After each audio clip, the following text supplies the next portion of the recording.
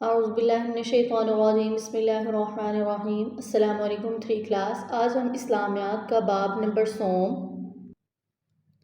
سبق نمبر 1 سیرت طیبہ حضرت محمد صلی اللہ علیہ وسلم کی حیات طیبہ قبل از بعثت۔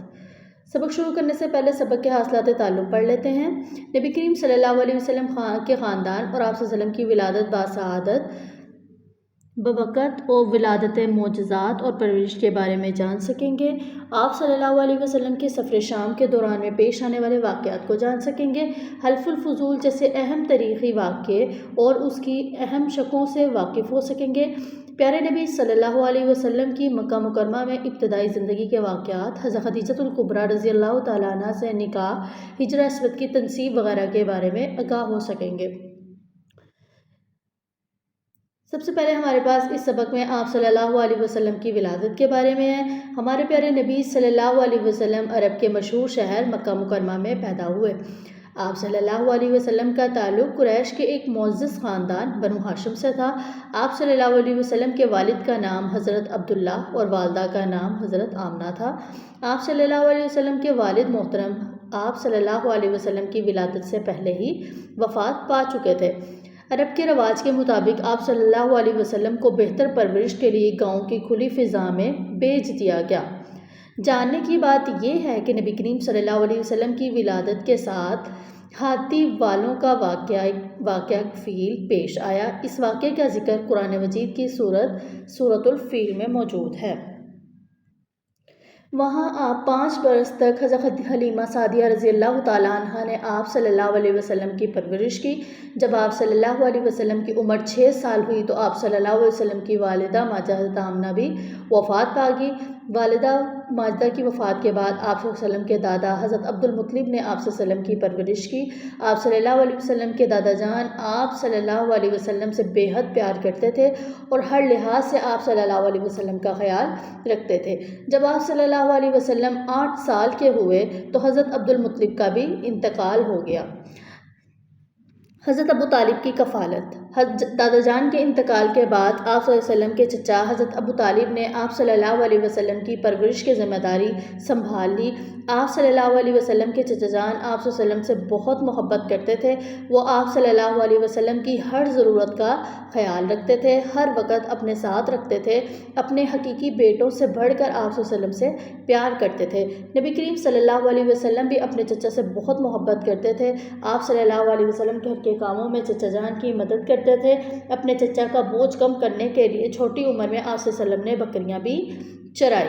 یاد رکھنے کی بات، نبی کریم صلی اللہ علیہ وسلم کے دادا نے حضرت آپ صلی اللہ علیہ وسلم کا نام محمد رکھا، جس کے معنی ہیں جس کی بے حد تعریف کی جائے۔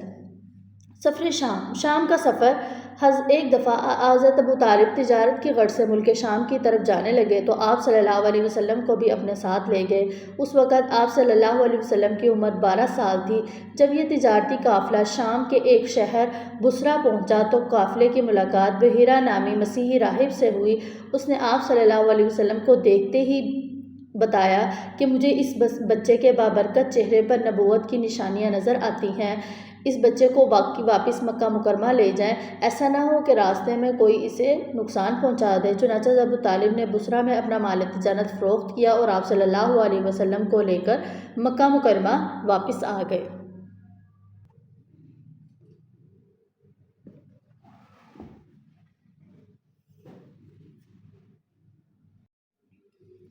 ہجرہ اسود کی تنصیب۔ نبی کریم خاتم النبیین صلی اللہ علیہ وسلم کی عمر کا 35واں سال تھا جب مکہ مکرمہ میں شدید سیلاب آیا۔ اس سیلاب سے خانہ کعبہ کی عمارت کو بھی نقصان پہنچا۔ قریش نے فیصلہ کیا کہ خانہ کعبہ کو دوبارہ تعمیر کیا جائے۔ جب خانہ کعبہ کی دیوار میں ہجرہ اسود نصب کرنے کا وقت آیا تو ہر قبیلے کی خواہش تھی کہ پتھر کو دیوار میں نصب کرنے کا اعزاز اسے حاصل ہو۔ اس خواہش پر ان کے درمیان جھگڑا ہو گیا جو 4-5 روز تک جاری رہا۔ آخرکار ایک معزز آدمی نے رائے دی کہ کل جو شخص سب سے پہلے خانہ کعبہ میں داخل ہو اسے اس جھگڑے کا فیصلہ کرنے کا اختیار دیا جائے۔ اس رائے پر سب متفق ہو گئے۔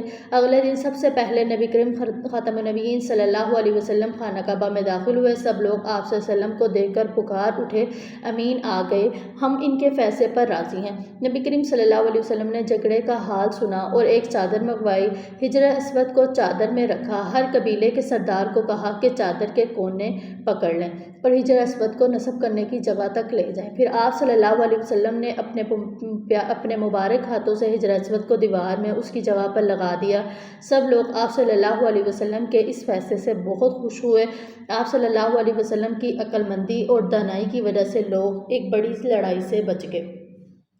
یاد رکھنے کی بات، حجر اسود ایک جنتی پتھر ہے۔ اسے خانہ کعبہ تعمیر کرتے وقت حضرت ابراہیم علیہ السلام نے دیوار کے ایک کونے میں نصب کیا تھا۔ پیارے بچوں، آگے ہم سبق کی سرگرمیوں کی طرف چلتے ہیں۔ سرگرمی نمبر 1، درست جواب پر ٹک کا نشان لگائیں۔ نبی کریم خاتم النبیین صلی اللہ علیہ وسلم پیدا ہوئے مکہ مکرمہ میں، مدینہ میں، طائف میں، ریاض میں۔ مکہ مکرمہ میں۔ تو پیارے بچوں، جیسے یہ سرگرمی ٹیچر نے حل کی ہوئی ہے اسی طرح آپ نے بھی اس سرگرمی کو حل کرنا ہے۔ سرگرمی نمبر 2، مناسب الفاظ کی مدد سے خالی جگہ پر کریں۔ عرب کے رواج کے مطابق آپ صلی اللہ علیہ وسلم کو بہتر پرورش کے لیے ڈیش کی کھلی فضا میں بھیج دیا گیا گاؤں۔ تو پیارے بچوں، جیسے ٹیچر نے اس سرگرمی کو حل کیا ویسے آپ نے اس سرگرمی کو حل کرنا ہے۔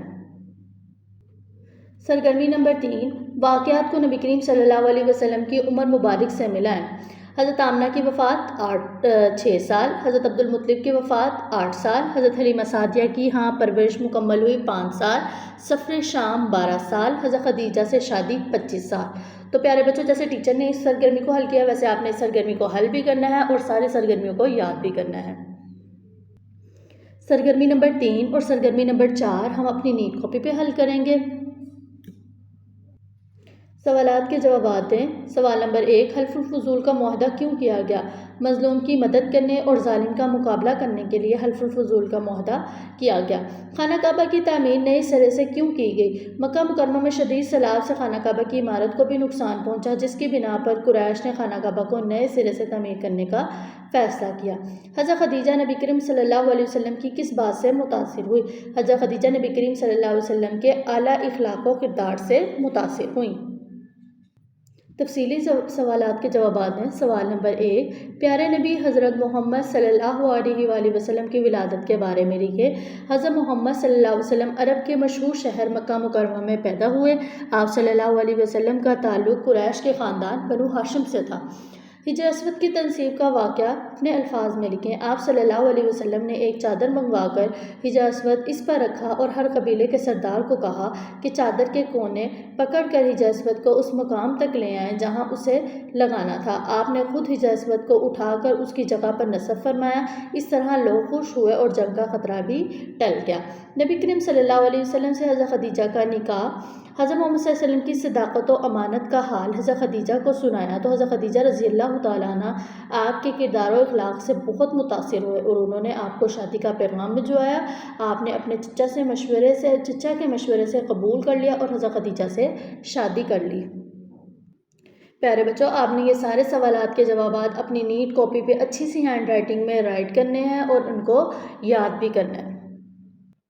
اس سبق کی تکمیل کے بعد ہم اس قابل ہو گئے کہ ہم آپ صلی اللہ علیہ وسلم کی ولادت باسعادت اور ولادت کے وقت معجزات اور آپ صلی اللہ علیہ وسلم کی کہاں کہاں پرورش ہوئی اور کس کس نے کی اس کے بارے میں بتا سکتے ہیں۔ آپ صلی اللہ علیہ وسلم کے سفر شام کے دوران میں آنے والے واقعات کے بارے میں بتا سکتے ہیں۔ حلف الفضول جو اہم تاریخی واقعہ ہے اس کے بارے میں بتا سکتے ہیں اور آپ صلی اللہ علیہ وسلم کی مکہ مکرمہ میں ابتدائی زندگی اور حضرت خدیجہ رضی اللہ تعالیٰ عنہ سے ان کی شادی اور حجر اسود کی تنصیب کے بارے میں بتا سکتے ہیں۔ تو پیارے بچوں، آپ نے اس تمام سبق کی کتاب پڑھائی اچھے طریقے سے کرنی ہے، تمام سرگرمیوں کو یاد کرنا ہے اور ان کو حل کرنا ہے، اور اس کے علاوہ آپ نے جو چیزوں کو ٹیچر نے ہائی لائٹ کروایا ہے ان کو آپ نے اچھے طریقے سے یاد بھی کرنا ہے اور ہائی لائٹ بھی کرنا ہے۔ اللہ حافظ۔